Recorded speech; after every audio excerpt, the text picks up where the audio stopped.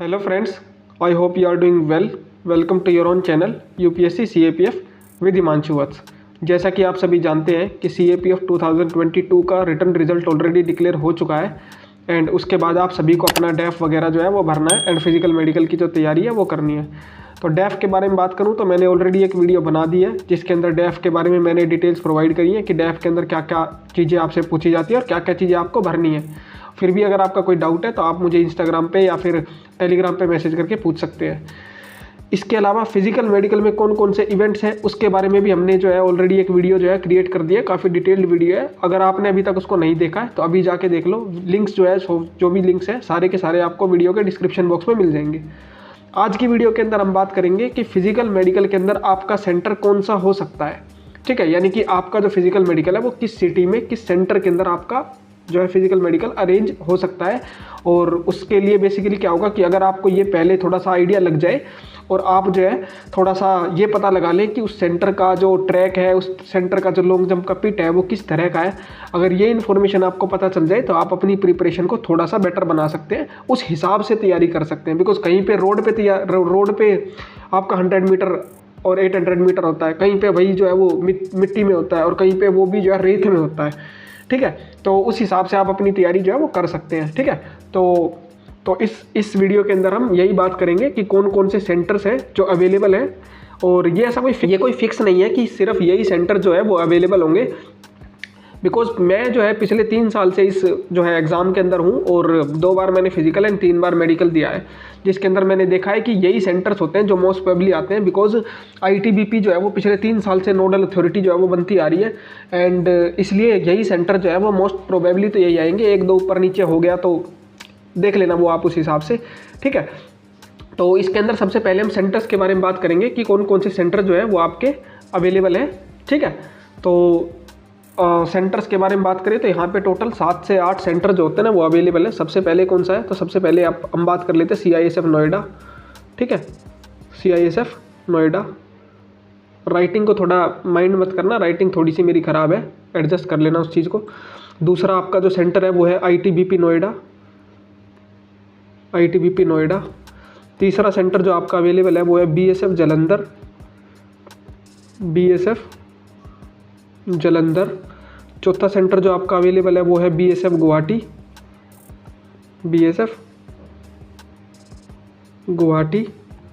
Then जो 5th centre आपका available है वो है SSB Gorakhpur, SSB Gorakhpur. Then उसके बाद जो आपका नेक्स्ट सेंटर अवेलेबल है वो है आपका जो है CRPF Pune, CRPF Pune. And then आपका जो 7th सेंटर अवेलेबल है वो है नीसा हैदराबाद। ठीक है, नीसा हैदराबाद। ठीक है, तो ये 7 सेंटर्स हैं।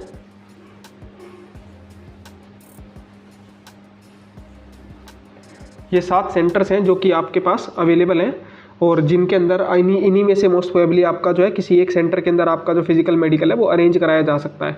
अब यहाँ पे कुछ 2 सेंटर्स के बारे में और बात करूँ, अभी तो खैर काफ़ी टाइम से वो आ नहीं रहे हैं लेकिन कभी कभार जो है वो आ जाते हैं।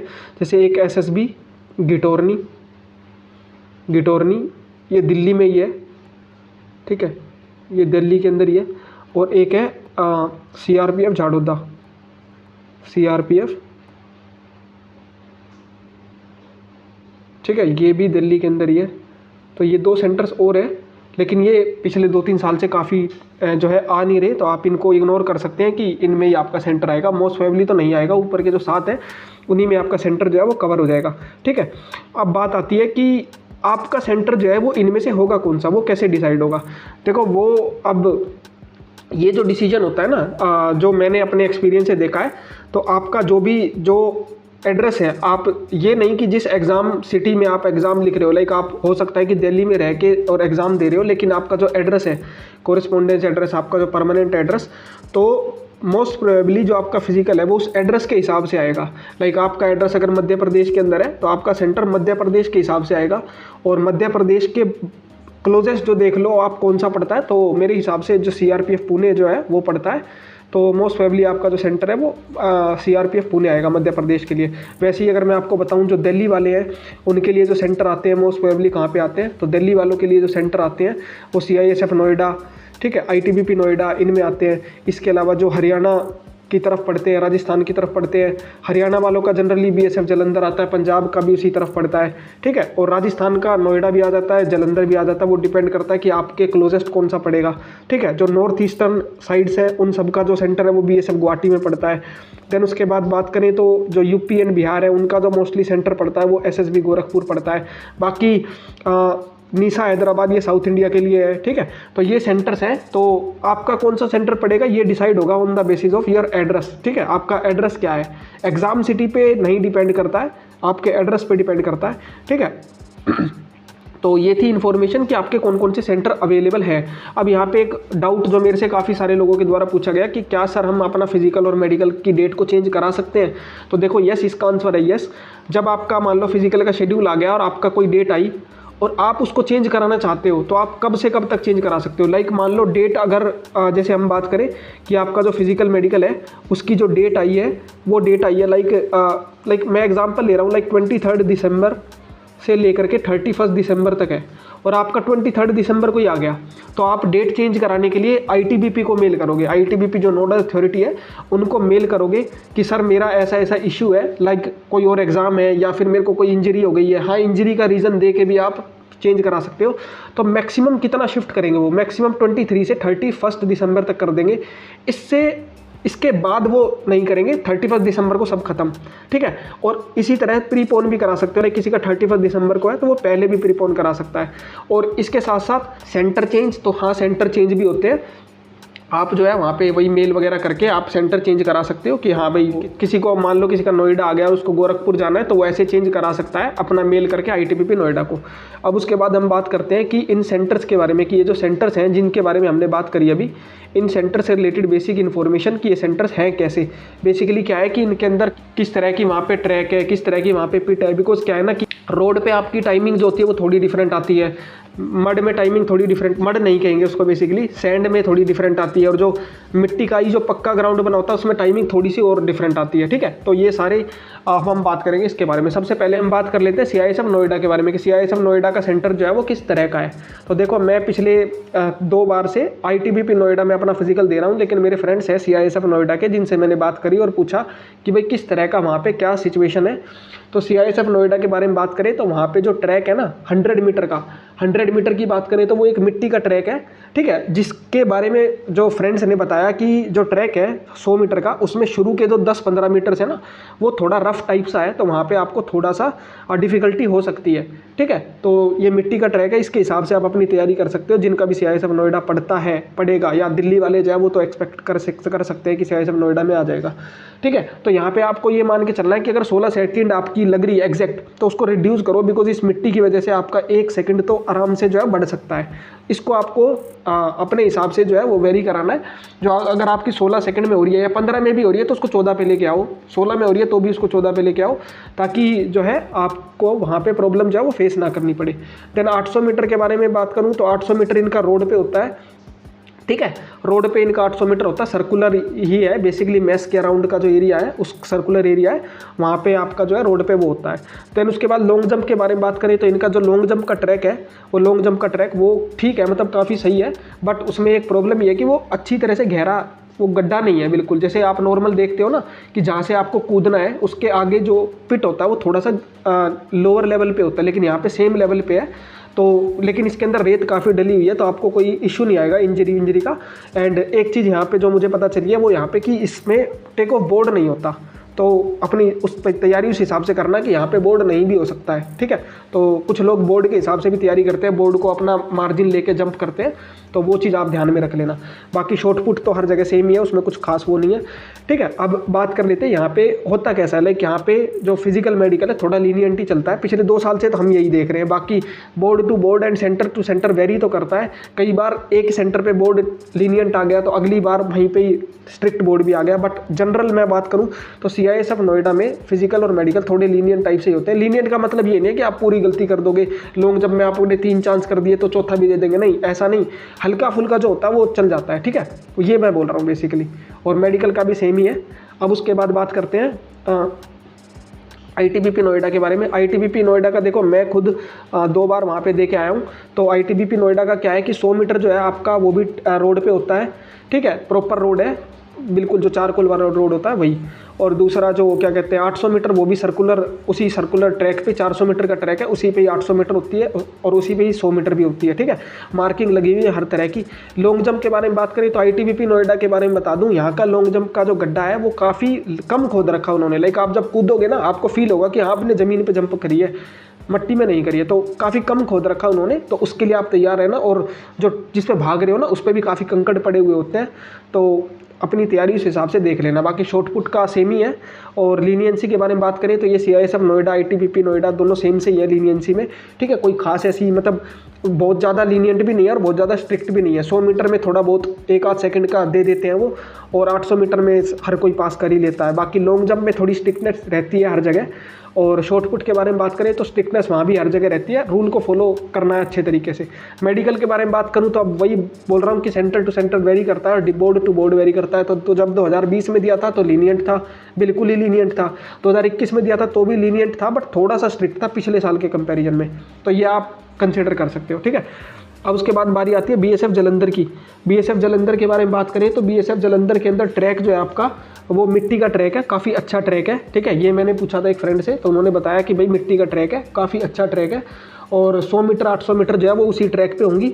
लॉन्ग जंप के बारे में बात करें तो लॉन्ग जंप उतना अच्छा नहीं है उनका। उन्होंने भी मतलब लॉन्ग जंप को जनरली जितने भी सेंटर्स में जाओगे ना तो उन्होंने कम ही खोद रखा है उनको, और ऐसा लगता है लाइक टाइम पास के लिए उन्होंने लॉन्ग जंप का वो पिट बनाया है। अगर आप सामने से गुजर रहे हो और आपको कोई बताए ना कि ये लॉन्ग जंप का पिट है तो आपको पता भी ना चले, इस तरह का होता है। मतलब डेडिकेटेड नहीं है बिल्कुल भी, वो बस उस दिन के लिए उन्होंने खोद दिया थोड़ा बहुत, तो ऐसा उन्होंने जो है लॉन्ग जंप का सिस्टम है वहाँ पे, ठीक है। और बाकी सारी फैसिलिटीज़ वो जो है बाकी सब मेडिकल और जो है यहाँ पे लीनियंट ही था लास्ट ईयर के हिसाब से बताऊँ तो। और जो फिजिकल है वो भी लीनियंट ही रहता है, थोड़ा बहुत इधर भी चल जाता है ऊपर नीचे, बट ये मैं समझना हर सेंटर पे लीनियंट होगा। अभी आगे बताऊँगा कुछ सेंटर स्ट्रिक्ट भी चलते हैं, ठीक है। और उसके बाद बात करें तो फिर अब इन दोनों की फैसिलिटीज़ के बारे में बात करूँ तो अगर किसी का ये है और उसको ऐसे रेजिडेंस की फैसिलिटी है तो देखो वो कुछ भी आपको अकोमोडेशन प्रोवाइड नहीं करेंगे, आपको अपना खुद से अरेंजमेंट करना होगा। बाहर होटल्स वगैरह होते हैं, जैसे ITBP नोएडा और CISF नोएडा के अराउंड तो 2 किलोमीटर के एरिया रेडियस के अंदर एक विलेज टाइप सा पड़ता है, वहाँ पे आपको मिल जाएंगे। BSF जालंधर के पास में एक होटल है, ठीक है, वो भी आपको मिल जाएगा, ठीक है। और अब उसके बाद बात आती है BSF गुवाहाटी की। तो इसके बारे में भी जो मैं बोलूँगा तो ये इनका जो BSF गुवाहाटी का जो ट्रैक है वो काफ़ी अच्छी क्वालिटी का है, ठीक है। काफ़ी अच्छी क्वालिटी का मतलब बिल्कुल जो है जो अच्छी तरह से आप जो टीवी वगैरह में भी थोड़ा बहुत देखते हो उस तरह का ट्रैक, रबड़ वाला तो नहीं है बट ठीक है मिट्टी का है लेकिन अच्छा है। और लॉन्ग जंप का भी जो है वो भी यहाँ पे काफ़ी अच्छा है और काफ़ी अच्छी फैसिलिटी है, मतलब बेसिकली कह सकते हैं गुवाहाटी का यहाँ पे। और जो है आपको जो रहने की जो अकोमोडेशन वगैरह कोई नहीं मिलेगी तो आपको बाहर से देखना पड़ेगा, वो मिल जाएंगी, मतलब होती हैं वो आसपास में, ठीक है। तो BSF गुवाहाटी के बाद हम बात करते हैं SSB गोरखपुर। तो SSB गोरखपुर के बारे में बात करूं तो यहाँ पे जो ट्रैक है यहाँ पे भी ट्रैक जो है मिट्टी का है। और देखो वही बता रहा हूँ ना कि किसी जगह पे ट्रैक मिट्टी का, कहीं पे रोड का है, तो ये आप उस तरह से तैयारी कर लेना। बिकॉज मेरा जो एक्सपीरियंस है वो यही बोलता है कि मिट्टी पे जब आप भागते हो अगर ज़्यादा रेत है तो आपकी स्पीड स्लो हो जाएगी, और अगर बिल्कुल हार्ड मिट्टी है तो आपकी स्पीड बढ़ जाएगी, और रोड है तो ठीक रहेगी, बस आपको जान ज़्यादा लगानी पड़ेगी और आपका जो पैरों में दर्द है वो थोड़ा सा और बढ़ सकता है। रोड पे ऐसा थोड़ा सा पैरों का दर्द जो है वो थोड़ा बढ़ जाता है, ठीक है। तो SSB गोरखपुर के बारे में बात करें तो SSB गोरखपुर में जो ट्रैक है वो मिट्टी का है, 100 मीटर भी मिट्टी का है, 800 मीटर भी मिट्टी का है। लॉन्ग जंप जो है वो इनका काफ़ी अच्छा है, ठीक है। और बात वही मैंने बोली ना कि 100 मीटर आपका मिट्टी का है, तो यहाँ पे क्या है कि आपको 1-2 सेकंड अपनी एक्स्ट्रा लेके चलनी है कि मुझे 1-2 सेकंड जल्दी कवर करना है, क्योंकि वहाँ पे आपका टाइम थोड़ा बढ़ जाएगा। लाइक अगर आप एक्चुअली 16 में कर रहे हो तो शायद वहाँ पे 17 में कर पाओ, ठीक है। तो वो आपको थोड़ा सा 1-2 सेकंड अपनी रिड्यूस पहले से ही करके चलनी पड़ेगी, ठीक है। और शॉर्ट पुट वही सेम। और गोरखपुर में मेडिकल के बारे में बात करूं तो ये एक मेरे फ्रेंड ने लास्ट ईयर दिया था, तो उन्होंने बताया कि वहाँ का मेडिकल लीनियंट होता है क्योंकि कुछ मशीनें उनके पास है ही नहीं। मोस्टली जो दिक्कत आती है वो आई में ही आती है, और आई का उसने जो मुझे बताया वही मैं बता रहा हूँ कि वहाँ पे आई की कुछ मशीनें है ही नहीं, तो वहाँ पे हल्का फुल्का जो जैसे छोटा मोटा कुछ है भी तो वो आप चाहो तो अपने हिसाब से जो है वो देख सकते हो वहाँ पे, ठीक है।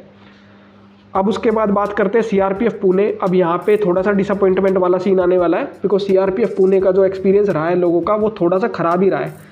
ठीक है, अब इसके बारे में बात करूँ तो वैसे तो ये ग्रुप सेंटर है सीआरपीएफ पुणे, और हमें भी सुन के भी लगता है कि काफ़ी अच्छा होगा, लेकिन जहाँ तक मुझे पता चला मिट्टी का ट्रैक बोलते हैं कि बहुत ही ख़राब है, मिट्टी का ट्रैक है, बहुत ख़राब है। ठीक है, उबड़ खाबड़ है। और दूसरा जो 800 मीटर का है वो भी काफ़ी जो है इसी तरह का है, बट 800 मीटर जो है वो हो जाती है, उसमें टाइम काफ़ी है, लेकिन 100 मीटर में टाइम नहीं मिलता। तो आप ये तैयार रहे यहाँ पे। और 100 मीटर में सीआरपीएफ पुणे का पिछले 2 साल का सीन यही रहा है कि वो मतलब ये ध्यान में रखना है कि आपका वहाँ पे 100 मीटर थोड़ा डिफिकल्ट होने वाला है। इवन मैं एक बंदे को जानता हूँ जिसने लास्ट ईयर सीआरपीएफ पुणे में दिया था, 16.1 या 2 सेकंड की वजह से बाहर हो गया था वो। ठीक है, तो सीआरपीएफ पुणे बहुत स्ट्रिक्ट है। यही अगर आईटीबीपी नोएडा और सीआईएसएफ नोएडा होता शायद वो पास हो जाता। ठीक है, तो इसीलिए बोल रहा हूँ कि आप सेंटर के बारे में जानना बहुत ज़रूरी है कि वहाँ पे कैसा सिस्टम रहता है, वहाँ पे कैसी कंडीशन रहती है। वो अगर एक बार जान लोगे तो अपनी प्रिपरेशन को वैसे स्ट्रीमलाइन कर सकते हो। अदरवाइज़ हवा में तीर चलाने से फिर गड़बड़ी होगी। आपने तैयारी करी है मिट्टी की और रोड पे एकदम से आ गया तो आपकी डिफ़िकल्टी आ जाएगी फिर बेसिकली।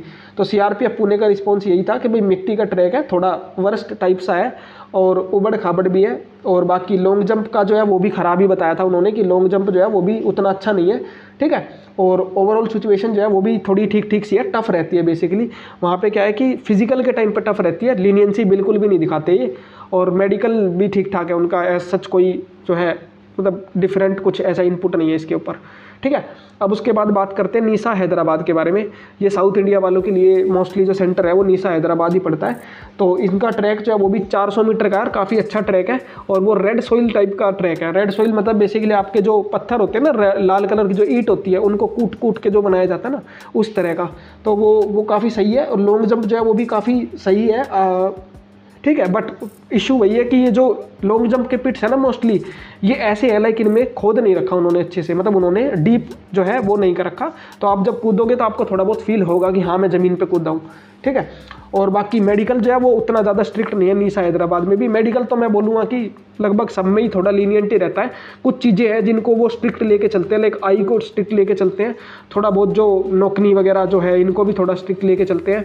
बाकी कोई आपको कोई ऐसी बीमारी है लाइक डायबिटीज़, थायराइड, जिनके बारे में आपने मेंशन कर दिया, वहाँ बुकलेट मिलती है उसके अंदर, तो वो भी फिर आपका रीमेडिकल का कारण बन सकता है। अदरवाइज़ तो कम चांसेस होते हैं, बेसिकली आई होता है मोस्टली तो चांसेस। ठीक है, तो ये थे सारे सेंटर जिनके बारे में हमने बात करी। इसके अलावा ये जो एसएसबी गिटोरनी है ये दिल्ली के अंदर है, और सीआरपीएफ झाड़ोदा कला ये दोनों दिल्ली के अंदर है। इनके बारे में ज़्यादा ऐसी इन्फॉर्मेशन अवेलेबल नहीं है, बिकॉज पिछले 2-3 साल से इनके अंदर कोई भी जो है फिजिकल मेडिकल ऐसे कराए नहीं गए हैं। ठीक है, अब ये मैं एक डाउट ये भी क्लियर कर दूं कि जो नोडल अथॉरिटी है वो है आईटीबीपी नोएडा। इसका मतलब ये नहीं है कि आईटीबीपी नोएडा ही हर जगह ले रही होगी। आईटीबीपी नोएडा ने टास्क को डिवाइड कर दिया जाएगा इन सेंटर्स के अंदर। ये सेंटर जो अपना जो है लेंगे और फिर रिजल्ट जो आईटीबीपी नोएडा को देंगे, और आईटीबीपी नोएडा फिर फाइनल रिजल्ट जो है वो एक तरीके से इंटरव्यू यूपीएससी तक पहुंचाएगा कि किस किस का इंटरव्यू जो है वो होना है। ठीक है, तो ये सारी इन्फॉर्मेशन थी फिजिकल मेडिकल के सेंटर से रिलेटेड। आप अपने एड्रेस के हिसाब से आपका देख सकते हो कौन सा पास पड़ेगा। जैसे मैं कुछ बताऊं तो आपको, तो दिल्ली वालों का और जो नॉर्दर्न साइड के हैं उनका जो है आईटीबीपी नोएडा और जो है सीआईएसएफ नोएडा पड़ता है। ठीक है, पंजाब साइड वालों का बीएसएफ जलंधर पड़ जाता है, नॉर्थ ईस्ट साइड में जो है गुवाहाटी पड़ जाता है, और यूपी बिहार का जो है वो एसएसबी गोरखपुर पड़ जाता है। सीआरपीएफ पुणे ये मध्य प्रदेश, महाराष्ट्र इस रीजन का पड़ जाता है, छत्तीसगढ़ भी।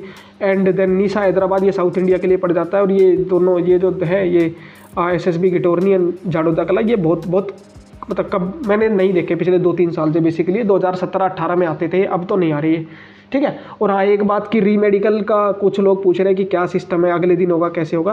देखो रीमेडिकल में न्यू मेडिकल गाइडलाइंस के हिसाब से आपका अगर रीमेडिकल मिल गया तो आपको नेक्स्ट डे अप्लाई करना है कि मेरा रीमेडिकल ले लिया जाए। हो सकता है कि पहले स्ट्रिक्टनेस थोड़ी ज़्यादा थी कि लाइक आपको डॉक्टर से लिखवा के लाना पड़ेगा, ये वो सब ना ले, वो डायरेक्टली आप अप्लाई करो बस, और वो आपका वहीं से ही एक बोर्ड की बजाय दूसरे बोर्ड के पास रीमेडिकल भेज दें। अब वो नेक्स्ट दिन भी हो सकता है, 2 दिन बाद भी हो सकता है 1 वीक का टाइम भी ले ले। ठीक है, तो ये है, बट वो पहले जैसा नहीं हो पाएगा कि 45 डेज़ का टाइम मिलता था। अगर किसी का वेट 5 किलो ओवर वेट है और उसको रीमेडिकल दे दिया तो 45 दिन में वो घटा के आ जाएगा, नहीं वो नहीं होगा। तो इसलिए अगर ऐसी कोई दिक्कत है तो पहले ही ठीक कर लो। ठीक है, और बाकी तो यही था इस वीडियो के अंदर। और अगर आपका कोई और डाउट है किसी भी सेंटर से रिलेटेड एंड कोई भी आपका जनरल जो भी डाउट है तो आप मुझे इंस्टाग्राम पे फॉलो करके मैसेज करके पूछ सकते हो। आप मुझे जो है टेलीग्राम का ग्रुप मेरा ज्वाइन कर सकते हो, उसमें भी काफ़ी 600 से ज़्यादा लोग हैं।